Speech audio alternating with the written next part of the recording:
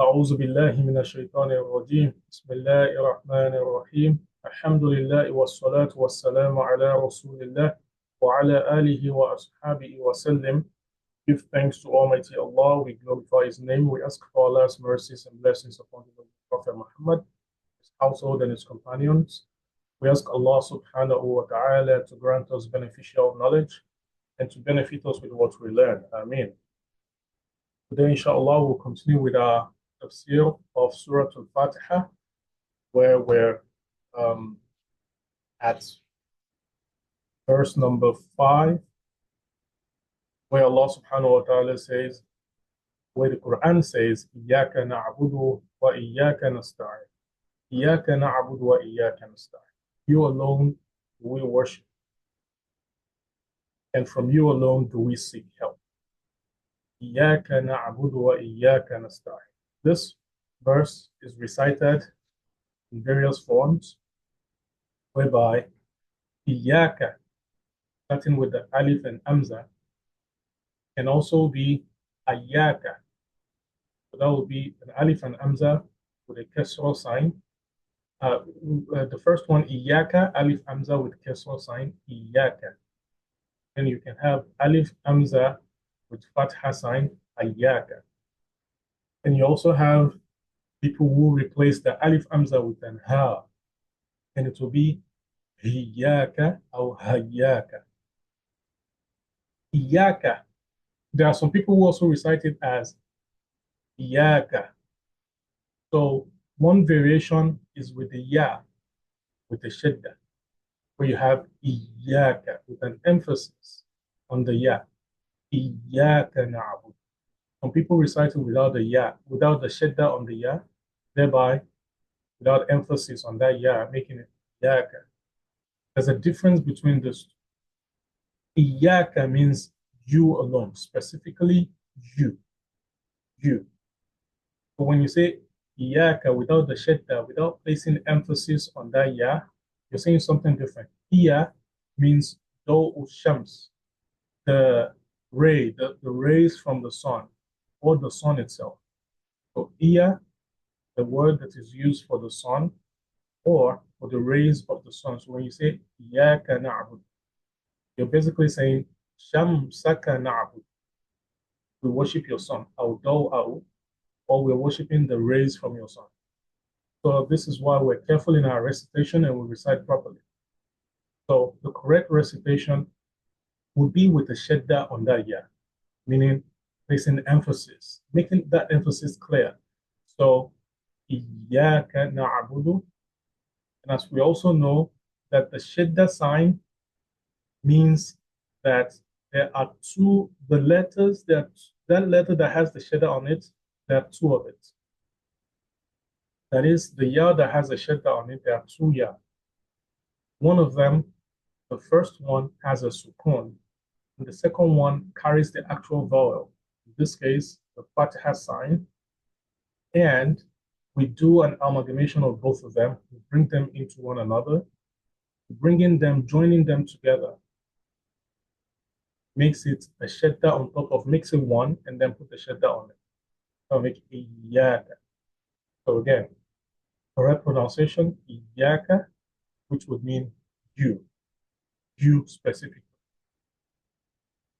and not Iyyaka, which would mean the sun or the rays of the sun. So when we say Iyyaka na'budu, you alone do we worship. Now, there's another question that comes up about this Iyyaka na'budu.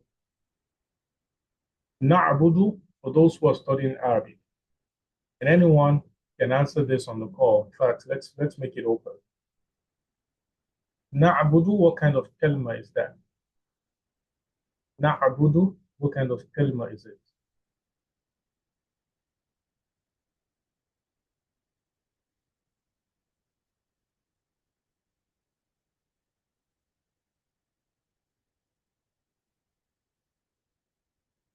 Arabic students on the call. Na'budu. That's a verb. It's a verb. What kind of verb is it?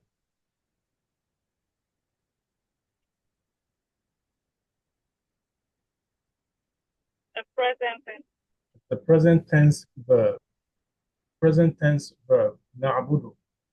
But then, before you have the verb, normally the structure of a sentence is the verb, which has three information in it. What are the three information that the verb carries? The deed itself. Deed itself. The person performing the person performing the deed. And the time. And the time that the deed is performed. So for na'budu, we have confirmed that it's the present tense. So the time that the deed was performed is present or continuous. It also carries information about who is performing the action, which is the nun that comes before it is showing us that na'budu, it is the mukhatib, the speaker, talking about what they are doing. It's the one that's performing the deed. And the deed itself is the ibadah, which is worship. So now the structure of a normal sentence is the verb, and then the subject, and then the object, right? However, in this case, you have the Iyyaka that comes before na'bud. Iyyaka being the object, the maf'ul, the object upon which the action is performed, right? So this has changed the structure of a normal sentence in Arabic. Again, normal sentence would have been fi'l, the fa'il, and the maf'ul. So here we're having the maf'ul coming before the fi'l. And why is that? It is because also in Arabic, you have this structure can occur. It is called al-itimam. The maf'ul is placed before the fi'l, that is, the object is placed before the verb, if to show the importance of that object to the verb itself. That is, that object is important to point to it. So, for example, we say Iyyaka na'budu or na'budu Iyyaka. We could have said na'budu Iyyaka. We worship only you. But when we say Iyyaka na'budu, it means there are others to worship. There are others to worship, but we choose to worship you. Iyyaka, you alone, you specifically do we worship. We could be, there are other gods out there that could be worshipped, but it is you that we have chosen to worship. Another example of how Arabs use this kind of structure for a sentence to show the importance of that object, that is the person upon which the action is performed. The action here is worship, right? Iyyaka, you are the one that we are worshiping. So you're the object in this sentence. So it's like saying, Sabba Arabiyun akhar. So a person abuses another person, and the one that has been abused turns away, just as if it doesn't hear the person abusing him. Then the one abusing him now says, Iyyaka a'ni. It is you that I mean. There are other people around, but it is you. Iyyaka a'ni. You wouldn't say a'ni iyyaka. Say Iyyaka a'ni, you that I mean. And then the other one would now respond to him and say, Minka u'urid. Minka u'urid. There are other people from here also, but it is you specifically that I'm turning away from. I'm not turning away from every other person around here, but you specifically. So when you want to say something specific, you place the object before the verb. And that is what Allah did here in this verse, where He said, Iyyaka, placing the object before the verb. Iyyaka na'budu. It is you specifically that we worship. There are other things to worship. There are many other gods present that other people choose to worship, but we choose to specifically worship you. And also, when we say Iyyaka na'budu to Allah subhanahu wa ta'ala, ibadah, worship, what does it mean? Worship is humility. Worship is submission.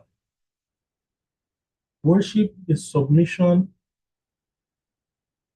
willfully submitting one's will, someone or something. That is worship. And when you submit yourself and everything willfully, you're giving it up. You have all of these rights. You're giving it up to this one person or one entity. That is worship. And when you do that, if you're doing it truly from your heart, it means you will do it with humility.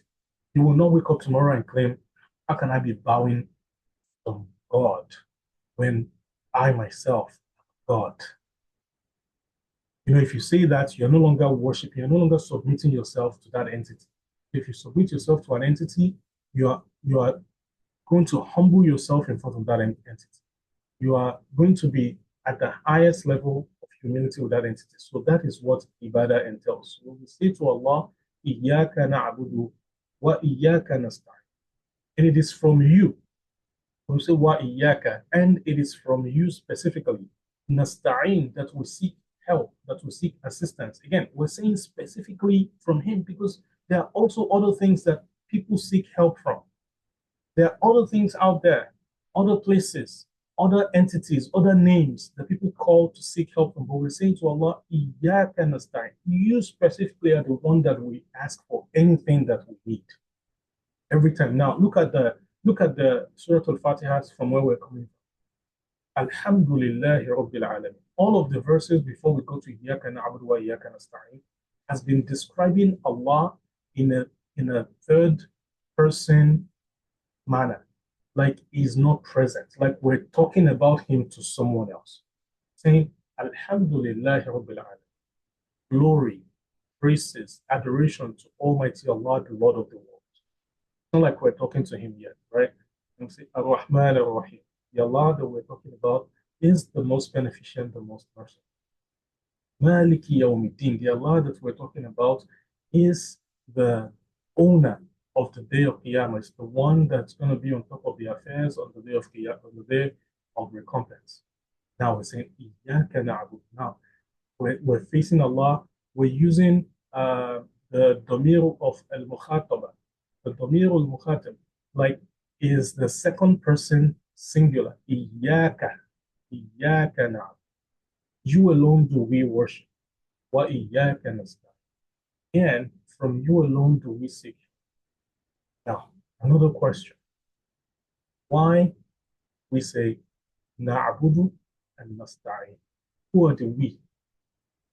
When the person reciting it could be a single person, could be just me reciting Surah Al-Fatiha. So if I'm reciting Surah Al-Fatiha, why am I saying nasta'een? When we know that the nun, when you put the nun in front of a present tense verb, a fi'l al-mudari', you put the nun in front of it, that is for jama'. So it will be for the mukhatib al-jama', like the plural, a plural pronoun for the speaker. So we, you specifically, that we worship. Who are the we? If I'm the only one reciting it, why can't I just say it is you that I worship? And it is from you that I seek assistance. Why am I saying we? Who are the we? So the scholar said this is for two reasons. One, we're saying we because of the possibility of the general populace reading it together. So again, first of all, because Fatiha is recited on Salat. Salat can be prayed in Jam'u, in a Jama'ah, or can be prayed as a Fard, as a single person. Now, if you're praying in Jama'ah, if the Imam is reciting it, the Imam is reciting on behalf of everyone behind him. So if the Imam says Na'budu, he's already talking about himself and everyone that is praying behind him.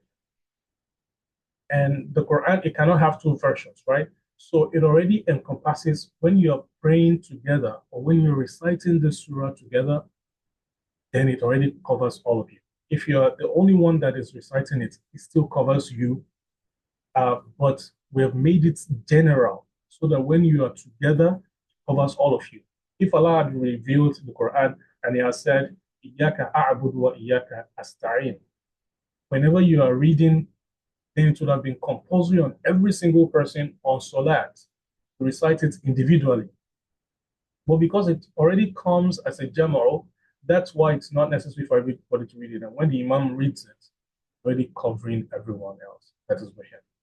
Other scholars said, well, that's one reason. Well, another reason could be that Allah is putting, because Allah is the one that revealed this way, and is the one that is putting it in our mouth to say it this way. Allah is saying to us basically that, See, when you're reciting Surah Al-Fatiha, especially when you're in prayer, when you are in Salat, you are not just ordinary anymore. You are not just you. You are not a single, like in some cultures where a single person can call themselves, can use the plural reference for themselves, right? Like instead of saying I, say we, based on, the level or position that they're in, right? So a single person can use a plural reference for themselves. So they said it's like Allah is saying that use the plural reference for yourself. So even though you're referring to just yourself, right? Because you don't know everyone else, just know you, and you're the only one reciting Surah Al-Fatiha. Don't use the singular word for yourself because you are more than just yourself. When you are in worship, when you are in the sight of Allah, you're in unity with Allah at that point, you're in communication, direct communication with Allah, you are more than just you. Nothing has any power over you at that point. You're connected with Allah, you're greater. So don't just be I, be us, be we. Feel free to say that about yourself when you're connected with Allah. But outside of Salat, not think of yourself as that. Think of yourself as ordinary. But anytime you're connected with Allah, don't see yourself as ordinary. So it comes down to Iyyaka na'budu, you alone do we worship. Wa Iyyaka nasta'een, and from you alone do we seek assistance. Now, some scholars also said, they see this verse, this is the essence of the entire Quran. The entire Quran is summarized in this verse. Iyyaka na'budu wa iyyaka nasta'een. Why is that? Because it is in two parts. The first part is talking about worshiping only Allah. That is Tawheed. That is Tawheed. That's a declaration that even though there are other gods that other people worship, we don't recognize them. You are the only one we recognize for worship. You are the only one that we have chosen to surrender ourselves to. You are the only one that we have chosen to submit our will to. You are the only one that we have chosen to be humble. You are the only one we recognize that has power. And then we say, the second part of it is saying, what Iyyaka nasta'een, from you only do we seek assistance. That is, we're submitting ourselves. That part of it, the second declaration, is tantamount to saying, La hawla wa la quwwata illa. There is no other power that we recognize. Yes, they exist. Other powers exist that other people go to tap from, that other people go to connect to, but we don't recognize them. It is only your power, your ability, your control that we recognize and that we come to tap from. It's only your soul. Both these two things, because saying la hawla wa la quwwata, that there's no other power except the power of Allah, that is the height of humility, that even I have no power of my own. I acknowledge that I do not wake up by myself except by your will. I acknowledge that raising my hand right now is only by your will, not by some power that I have. That the sight that I have with which I see is not by my power or by some abilities of mine, except by your power.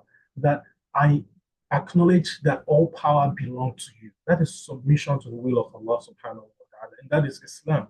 And so they said this verse encompasses everything that the Quran has come to tell you. The Quran has come to tell you, and that's the essence of the message of all the messengers of Allah. To ask the people to shun shirk, and to also tell the people to turn to Allah in everything that they are seeking, and don't ask some gods or follow some names or depend on anything else except Allah subhanahu wa ta'ala. And then this two verse, they also said this single verse is also what defines what religion really is. That they are the basic tenets of religion. And it is the difference between religion and tradition or culture. The religion is worship. Religion is worship. It is worship and it is surrendering to a higher power. That is why Islam does not negate any culture or tradition.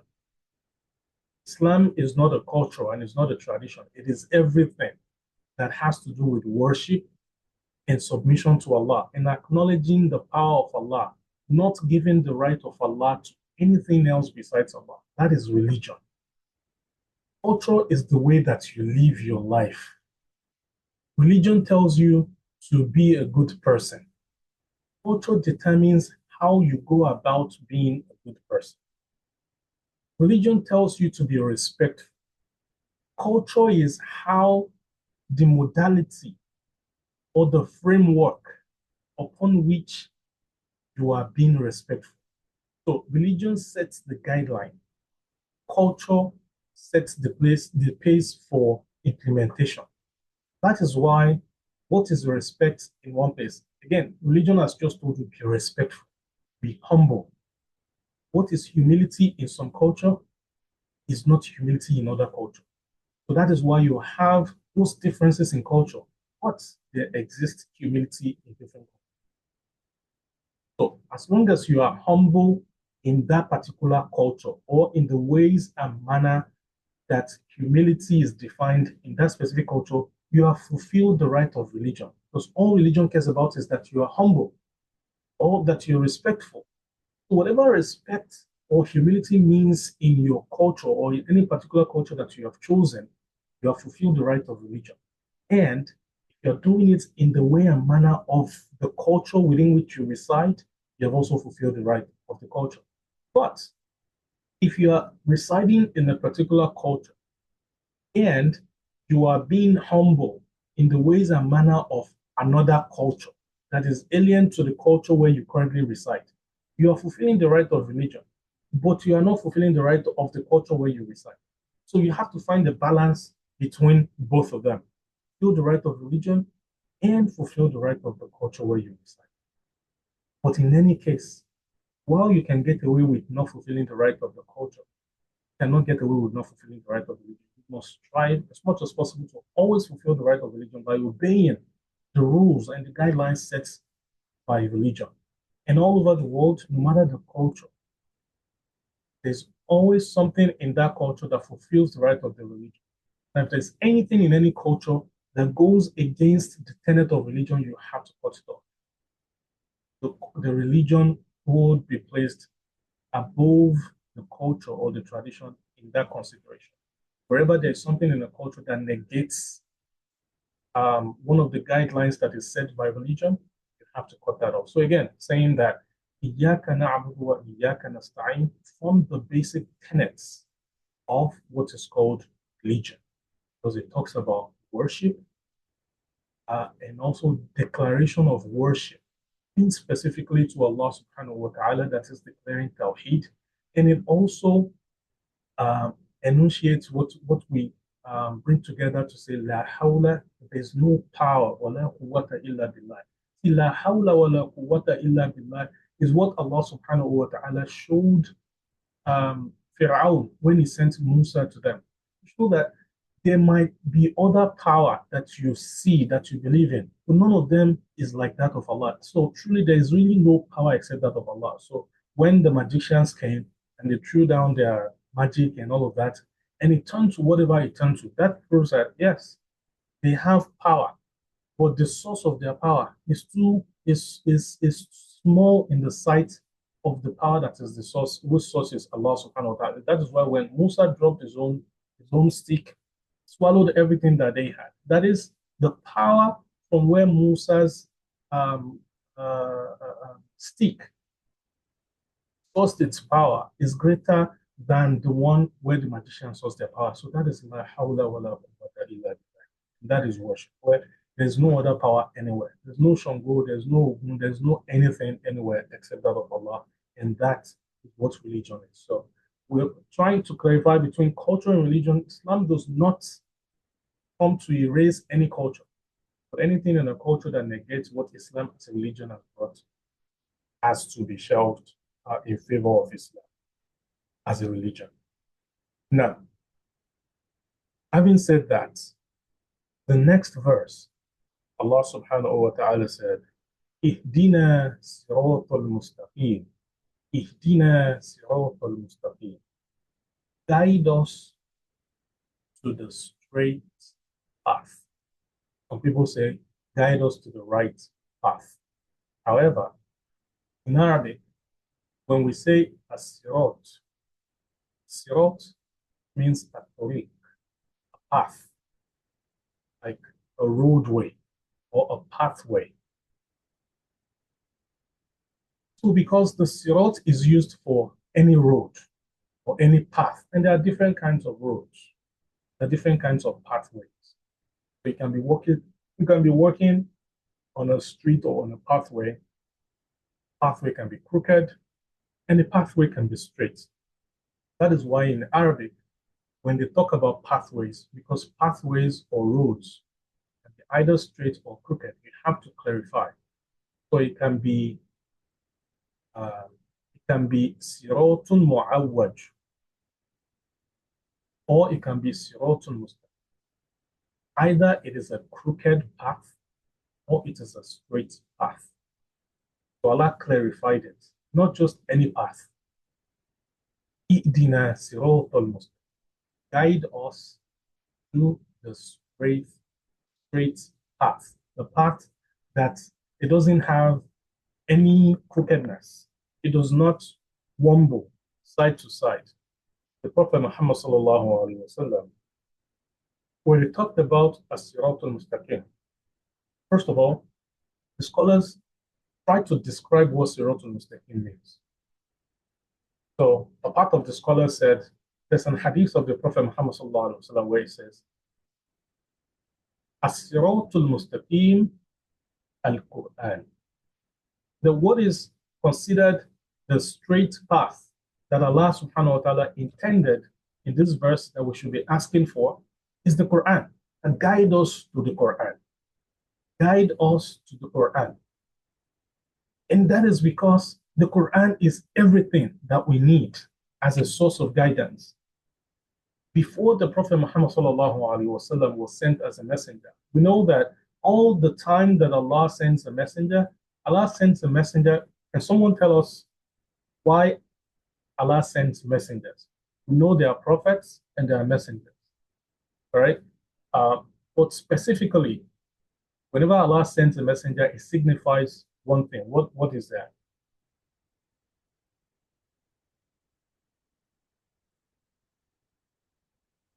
Why does Allah send messengers?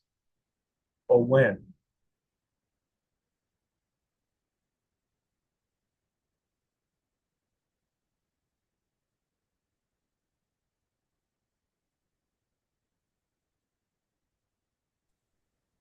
To bring a message to his people?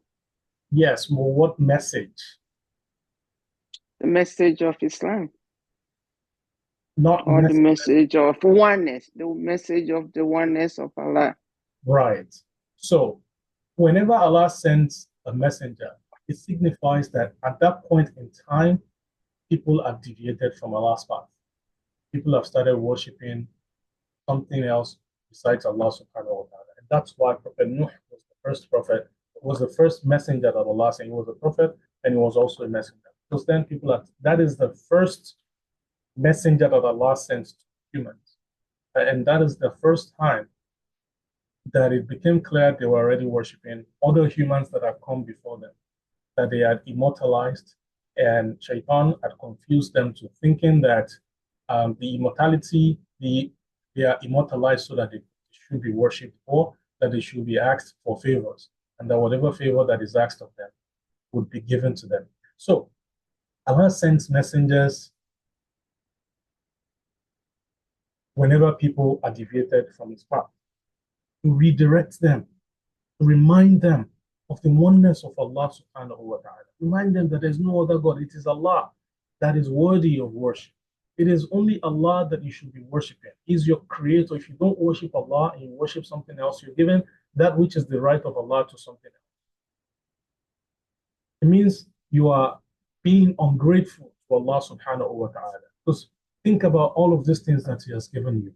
Turn back the way of Allah subhanahu wa ta'ala.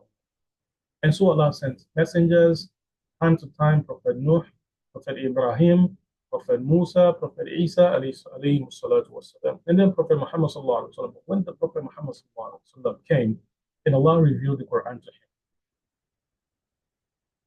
And Allah said to him that he was going to be the last messenger. Allah is not going to send any other messenger to the people. Why? Because He has sent the Quran. Quran contains all the guidance that any prophet or messenger will come with. All the message that the messengers before brought and that anyone else would have brought. The Quran already has it. So the Quran would reside amongst men for eternity. There will be no need for another human to come and say, whatever anybody is going to come and tell us now, the Quran already has it. It will be a book to be read and reread and reread for reminders and reminders, generations and generations. And so, Prophet Muhammad ﷺ in this hadith said, As-Sirat al-Mustaqim, the straight path that has no wombleness, that has no crookedness in it, is the Quran. It is what guides you. It is what tells you what is right and what is wrong.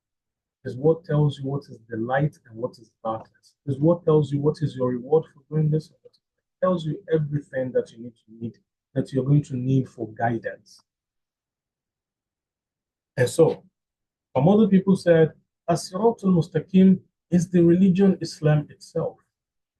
Because it is the religion that Allah subhanahu wa ta'ala said He will not accept any other religion except that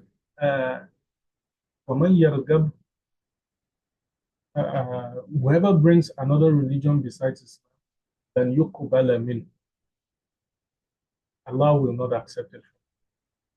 So that it is that one, that special religion that is called Islam, it is what Allah means by As-Sirat al-Mustaqim. Either ways, the scholar said, whoever is a Muslim is on the path of Islam. Whoever is on the path of Islam already believes and has the Quran.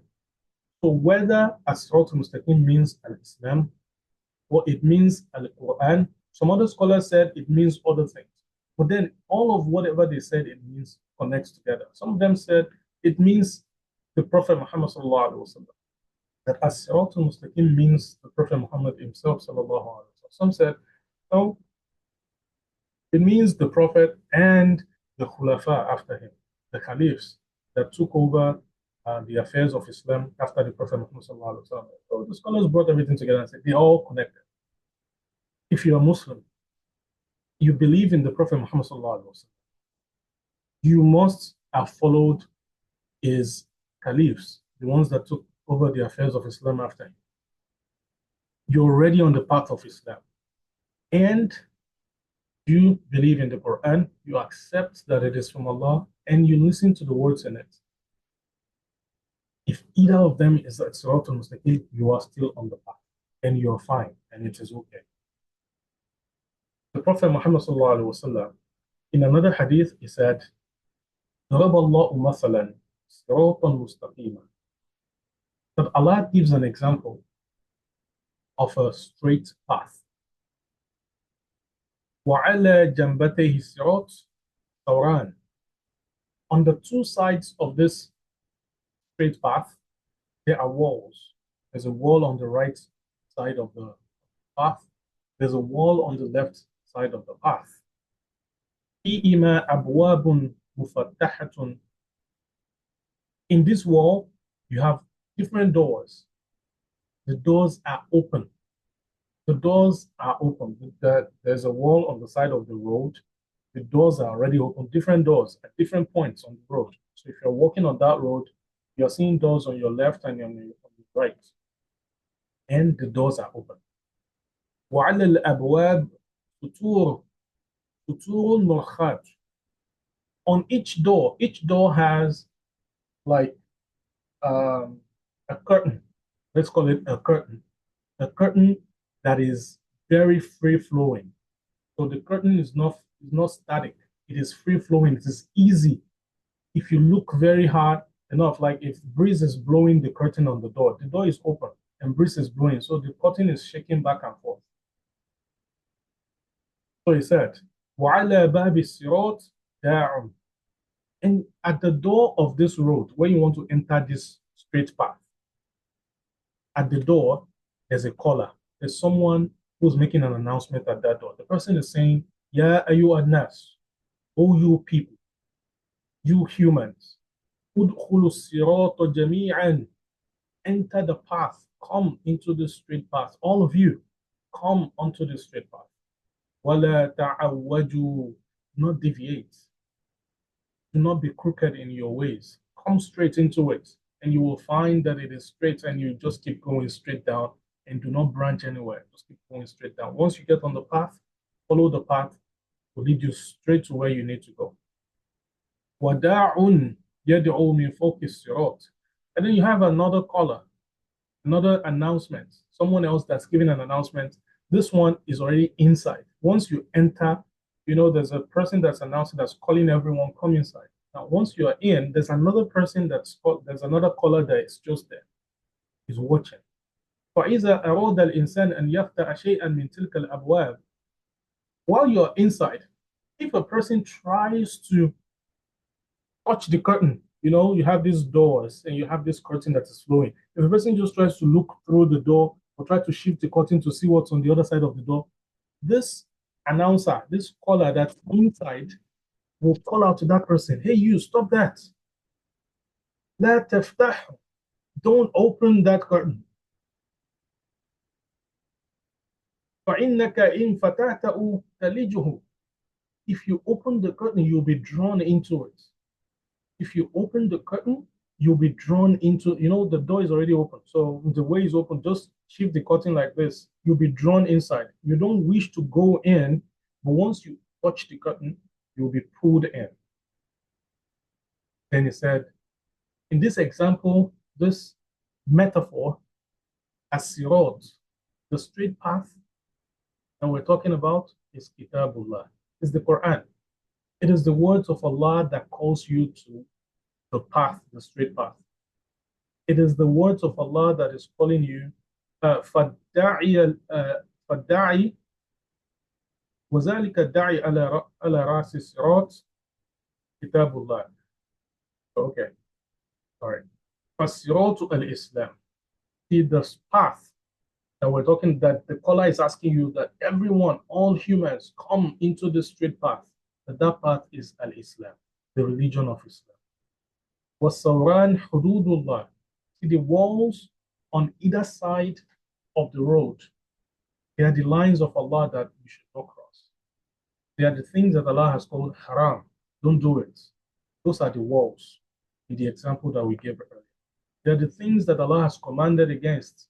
You should not do it. Those are the lines of Allah that you don't cross. وَالْأَبْوَابُ الْمُفَتَّحَةِ مَحَارِمُ اللَّهِ. The doors that are already open,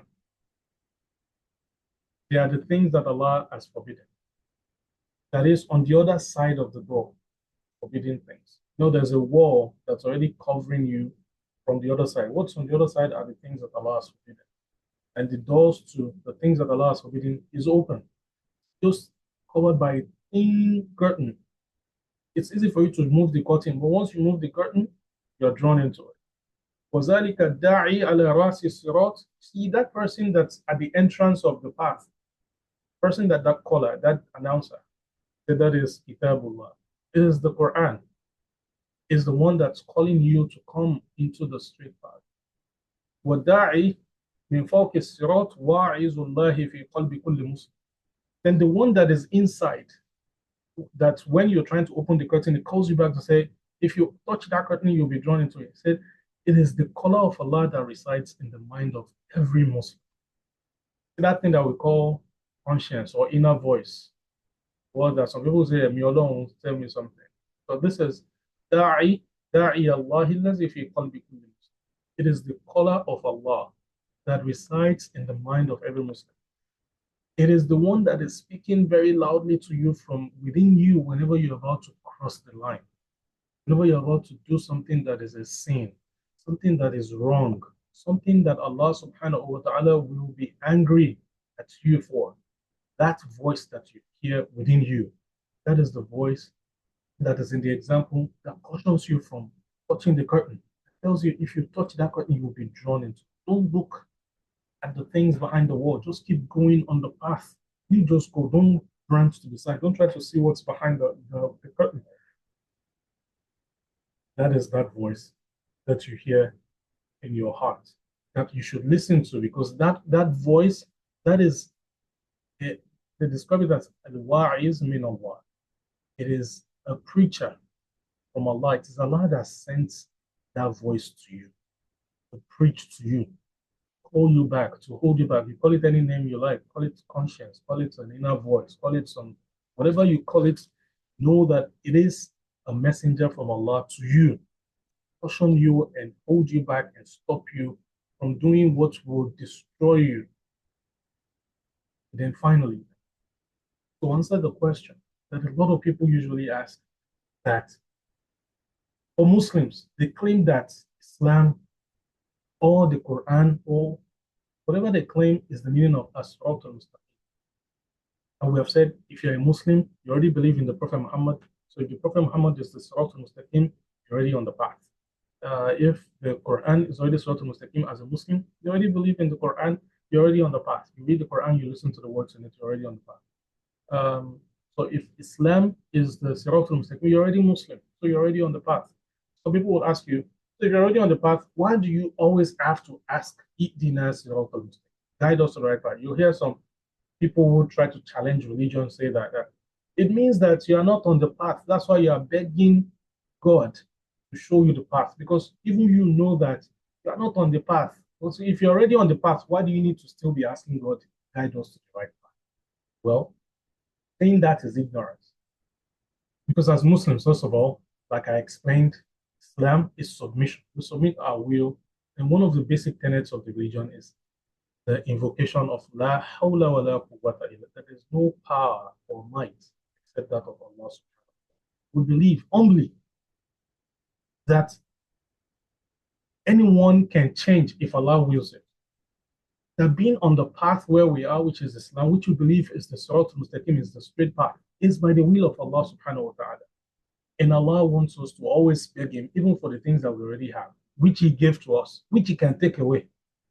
So the guidance that Allah has given to us to lead us to the path, the right path, the straight path that we're upon, we ask Allah, we continuously ask Him to keep us on that path and not take us away from it. That's why in another verse of the Quran, Allah subhanahu wa ta'ala said, Rabbana, a prayer that Allah put in the mouth of the Prophet Muhammad sallallahu alaihi wasallam. Rabbana la tuzigh qulubana ba'da iz hadaytana. Oh Allah, do not turn our hearts away after you have guided us. Those are invocations of a Muslim, a believer in Allah, who understands and who reveres Allah. Because part of believing in Allah is to revere Him and understand your limits and your place as a servant. You're not His equal. You are not His pal. You're not His friend. You are His servant. You have to humble yourself, submit yourself to your Lord. You have to trust your Lord, believe in your Lord, depend on Him. Because as a servant of Allah, we depend on Him for our sustenance, for everything, even for our guidance. We don't assume that we're already guided and that's a given. We don't take even the guidance of Allah for granted, and that's why we continuously ask Him, even for the things that we already have, such as the guidance that we already have to the path of Allah subhanahu wa ta'ala. And that is why we'll continue to say, Ihdina Sirat al-Mustaqim. Allah subhanahu wa ta'ala said to the Prophet Muhammad sallallahu alaihi wasallam, Ya ayyuhallazina amanu, O you who have believed, Aminu billahi wa rasuli. Ya ayyuhallazina amanu, O you who have believed, Aminu billahi wa rasuli. Believe in Allah and His Messenger. Wal kitab allazi nazala ala rasuli. And the book that He has sent upon His Messenger. Wal kitab allazi unzila min qabl. And the books that He has sent before. Now He's asking those who have already believed to believe.